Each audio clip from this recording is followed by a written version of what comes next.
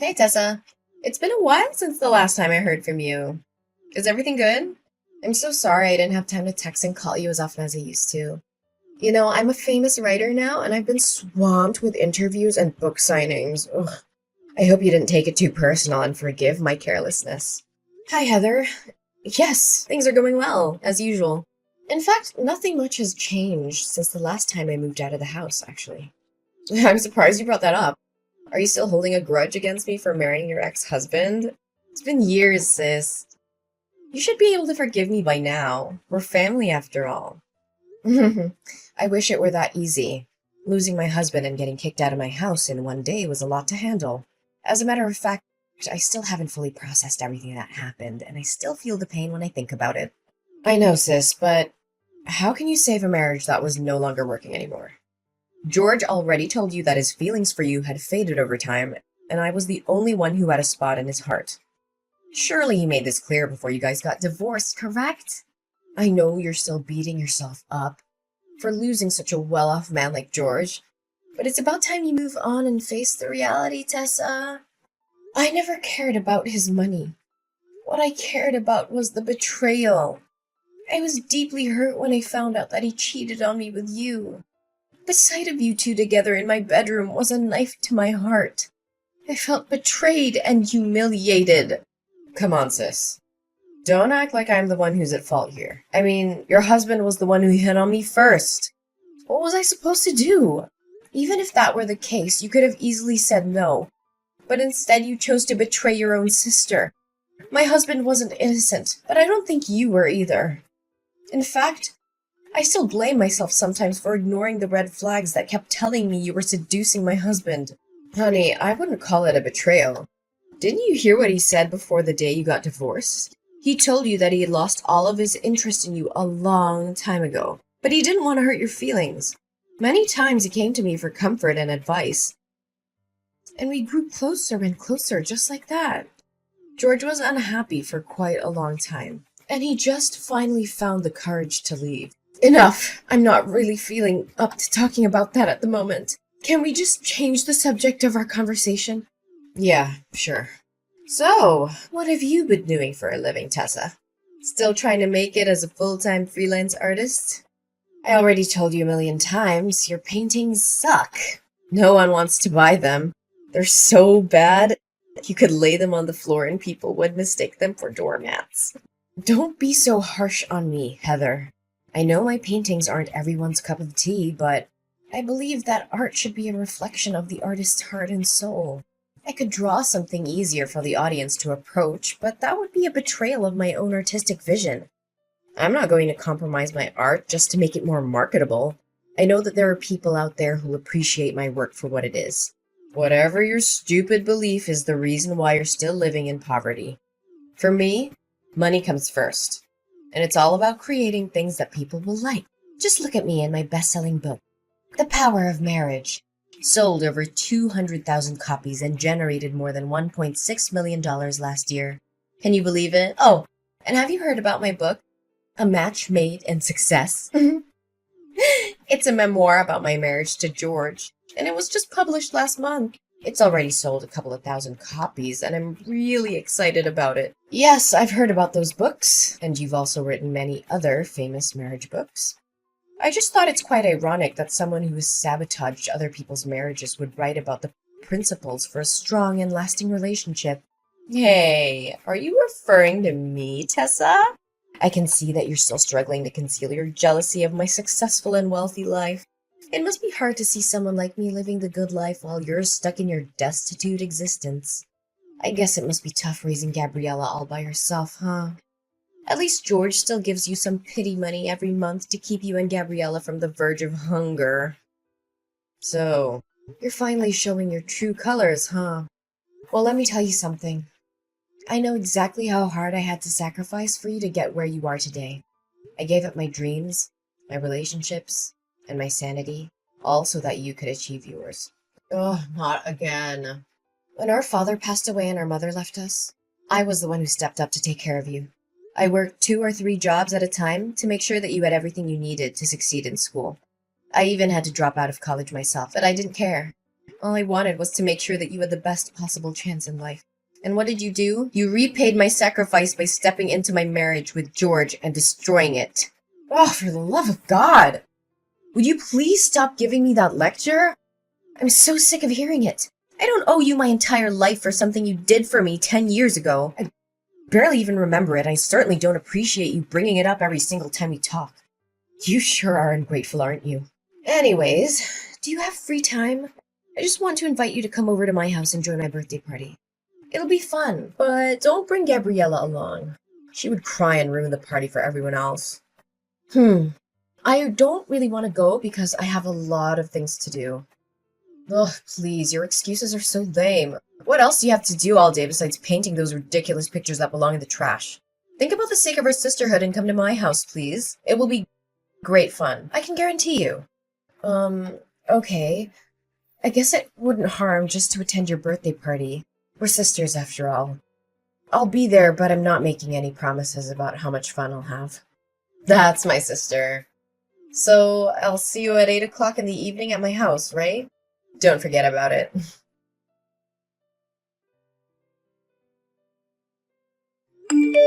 What was your intention of inviting me to your dinner party last night? You treated me like my presence wasn't even important. You called me your housekeeper and made me slave away for you and your guests. What was that all about? I'm not sure if you were trying to be funny or if you were just being mean. But either way, it was really hurtful. Tessa, really, could you think rationally for just a little bit? How can I call you my sister when you're so impoverished? I mean, judging by the way you dressed yesterday, I can only guess those outdated garments were bought at a thrift store or a garage sale. It's embarrassing to be seen with you in public. You don't even deserve to be my housekeeper. What? How can you say that about your own sister? Are appearance and money truly that important? What else could be more important? I mean, look at how my friends dress and look. They're all from wealthy families, have high social status, or are celebrities. If I claimed you as my sister, they'd laugh at me in my face and then shun me. You wouldn't want that to happen to your own sister, would you? But why didn't you give me a heads up? Instead, you made me a laughingstock in front of your friends. Well, it's not like you would find anything more decent to wear even if I told you about my friends in advance. But thanks for coming anyway. You were very helpful at cleaning after the party. I was so concerned because my current housekeeper asked for a sick leave and I couldn't find anyone better to replace her. So you called me up just so I could do the work for your housekeeper? Well, I'm not surprised by your actions anymore. After all, you've already stolen my husband and belittled my chosen profession. What else couldn't you possibly do to hurt me? One thing I'm a little concerned for you, though. Concerned for me? Why would you be concerned for me? I have everything I could ever want. I'm at the top of my career. I own your former house and your wealthy ex-husband. And I'm living the best life imaginable. What could possibly be wrong? Well, I'm just interested to see how the audience will react when they find out that your marriage is not as perfect as it seems. Will they be disappointed? Will they be shocked? I can't tell for sure. What do you mean when saying that my marriage isn't perfect? We are both incredibly successful people. I'm a world-renowned writer, and George is a household name who earns over $500,000 per year. What could possibly go wrong with my marriage? Well, I'm not trying to be nosy, but I found out yesterday that you and George are sleeping in separate rooms. I don't have to be a psychologist to know that sleeping apart can be a sign of troubled marriage, or even a marriage that's on the verge of dying.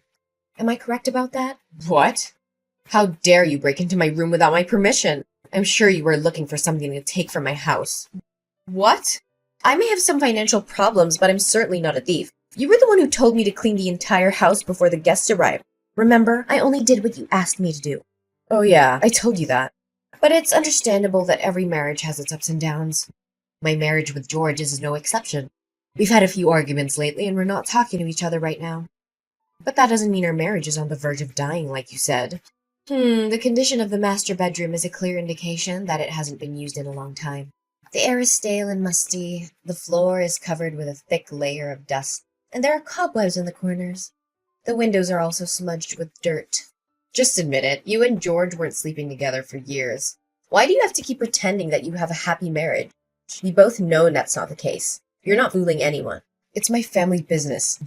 Don't stick your nose into it. I'm sure your audience will be devastated to learn that the power couple An impeccable marriage they look up to is nothing but a complete sham.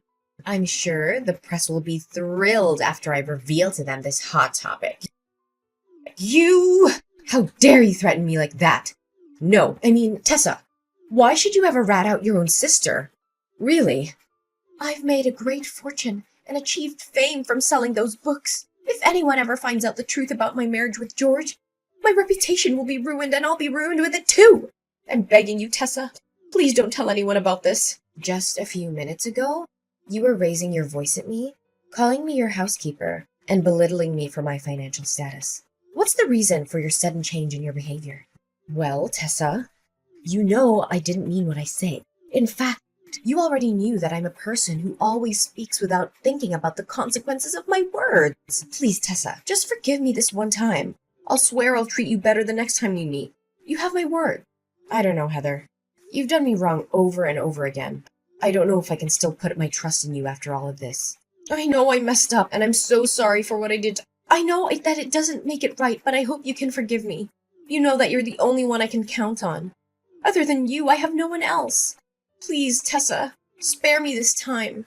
Okay, I let you go this time, but I'm warning you.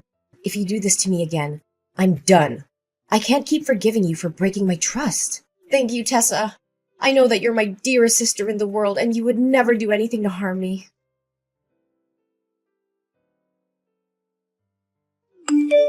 Tessa, are you there? I have something very important to talk to you about. Yeah, I'm here. What's up? I have something to ask you. It may sound a little strange, but just hear me out, okay? Sure, go ahead. I'll try to help you the best I could. Listen, can you let me borrow your daughter, Gabriella, for some time? The situation is urgent, and you can't say no to me. What? Borrow Gabriella? What do you need my daughter for? In fact, what are you even thinking? I know this is a lot to process all at once, but I had no other choice. Press has been hounding me with questions about my child with George. They've been asking when we're going to have a child, why we haven't had a child after 4 years of marriage, and even if I'm infertile. I've been bombarded with so many questions, and I finally felt like I had to defend myself. I had to tell them that we already have a child, but we've chosen to keep her out of the public eye. So now you want Gabriella to pretend to be your own child? That's only gonna worsen the situation. You can't cover one lie with more lies. You know that. But what could I do in that circumstance? Tell them that my marriage with George isn't fulfilled and happy as it looks on the surface? If the press found out about it, my life would be a complete disaster. I've worked so hard for my career. I've built everything I have from the ground up. The fame, the money, the spotlight. Everything I own would dissipate in just a blink of an eye. How can I live with that? I don't know, Heather, but this is just too much. Gabriella is my daughter, and I love her more than anything in the world. I just can't hand her over to you like a merch. Oh, sister, don't make it sound so complicated. I'm just gonna borrow Gabriella for the press release of my upcoming book. After that, I'll let her back into your arms, safe and sound. In fact, after appearing at my press release as my daughter, Gabriella will become famous just like me. With her newfound fame, she'll be able to earn a lot of money and sign contracts with large brands. This'll turn you and your daughter's destitute life into something that's worth living. Don't try to bait me with money. You know that I'm not a materialistic person like you. Besides, Gabriella doesn't need the kind of fame that is based on lies. She deserves to be famous for her own merits, not because of someone else's deception. I don't want her to end up like you, living a life that is based on falsehood and manipulation. I know, but at least help me out this time. If you still consider me your sister. Look, if you don't lend me a helping hand this time, my whole career and everything I put effort into will go down the drain. Do you actually have a heart to see everything I've worked for get destroyed right in front of my eyes? Look, if you don't agree to my plan, then I have no reason to exist in this world anymore. What are you saying, Heather? Please don't think about doing anything stupid. You still have a whole life ahead waiting for you. Just divorce George and rebuild your happiness from scratch. You still have plenty of time. You're still young. Are you crazy? I can't give up the fame, money, and glory that I'm possessing. It's the most ridiculous thing I've ever heard. If you don't agree with my plan, it's all over. Don't break my heart into a million pieces. You know I only have you and Gabriella as my flesh and blood relatives. So you agree to do as I say.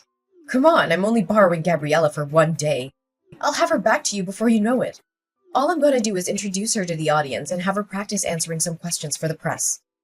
I just need her to convince everyone that I'm her mother. I promise I won't do anything to harm her. I just need her help for one day, and then she'll be back with you. Okay then, if you insist. That's my sister. I'd like to borrow her for tomorrow morning for my press release. It starts at 9 a.m., so I'll come to your house at 8 a.m. to pick her up.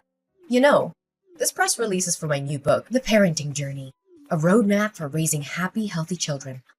I know the audience will love it, especially when I introduce my own child, who I'll claim to be the source of my inspiration. This is so wrong, Heather. I feel like you're lying to the audience, especially your fans. Honestly, my biggest advice for you at this very moment is to stop before it's too late. I know. Just help me this one time and I'll promise I'll never ask anything from you ever again. Fine, I'll help you this time, but please don't do anything out of line.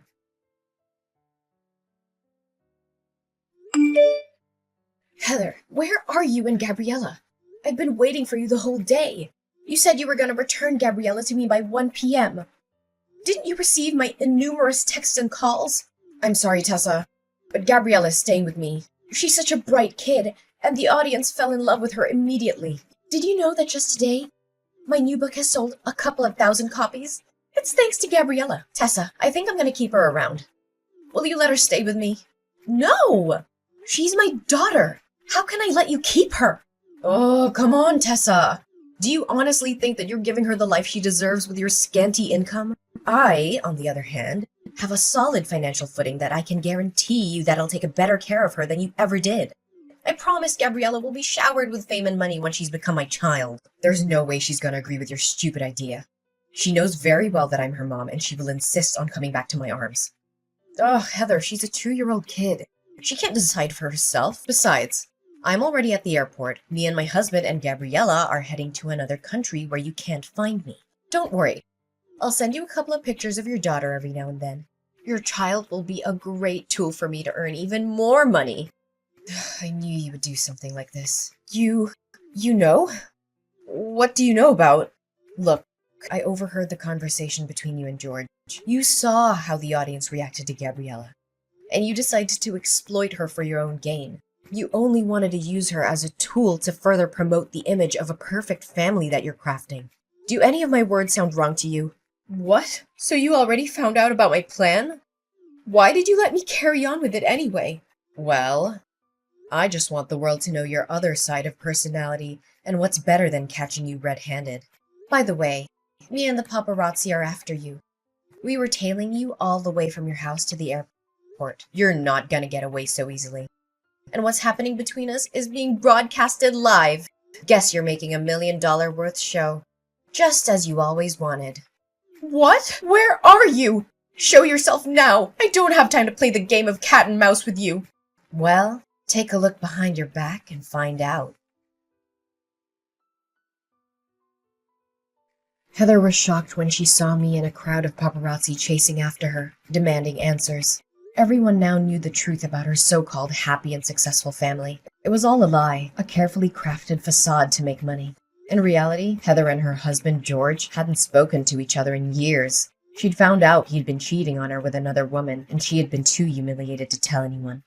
Now, the truth was out, and Heather was facing the consequences. Her books were being boycotted, her reputation was in ruins, and she was being sentenced to 3 years in prison for kidnapping. The prospect of my sister being able to write again seems daunting, and it may take a considerable amount of time. Additionally, I am uncertain if anyone will ever believe what she says again after what happened. Finally, Gabriella got back into my arms again. My precious girl is the angelic light that guided me even during my darkest days.